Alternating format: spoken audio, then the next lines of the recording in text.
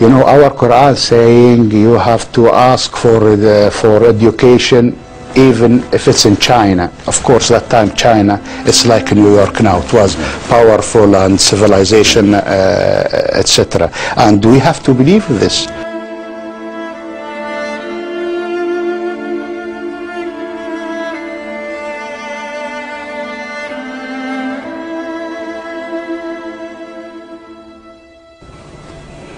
What do you get out of the relationship, Qatar, with the United States? What's in it for your country? You know, we would like to have a good relation with the United States to support us in the, not to support us, for their companies to come and invest in Qatar, like what they did in our gas field. I remember 15 years ago, Mobil, it was the first company who came and started with us to develop this resource, and I am sure many countries get benefit out of this. Second thing, with the United States, we are keen for more relation and culture, you know, universities, colleges. Our people is welcoming this, and we're so happy to see many American faculties opening in Qatar. But of course, education is not only for the United States. We have from Canada, from France, they are opening colleges. So the third thing, we have military ties with the United States. And of course, we think ourselves a good partner to the United States in our region. Because they have a significant base there, does it give you a security umbrella that would protect your oil fields? وزيرة الخارجية الإسرائيلية.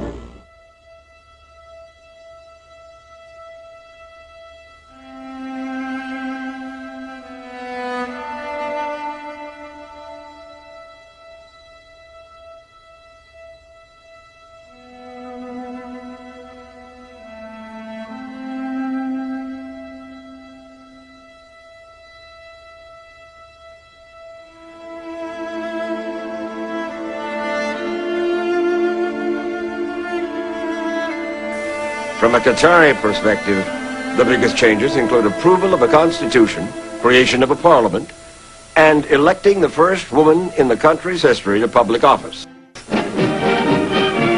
Last October's official opening of the Cornell Medical School was a royal event. The Emir and the Sheikha appeared together in public for the first time.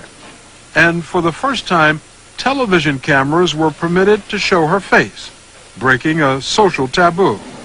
Another item on the top of her agenda is women's rights, which have improved dramatically since her husband became. They can run in elections, they can hold elective office. Right. They can dress as they wish, they can be completely covered or not have a veil. Right. They can work alongside men. Right. That's change. But don't we all change? If we go back to 1993, 94, the American, they invest in our country around $200 or $300 million. Now it's over $30 billion American investment here in Qatar. So in less than 10 years, it's gone from about $300 million to over $30 billion. Over $30 billion, and it's going to increase. So I think this should be a good relation for you and for us. It's good for the U.S. because it provides bases that can be used in a war. It's good for Qatar because the American military presence provides protection for the Emir and his reforms. Reforms that have made Qatar a role model for change in the Arab world. Sheikh Hamad knows he has to change his country while he can, because he also knows that the last two emirs before him were overthrown.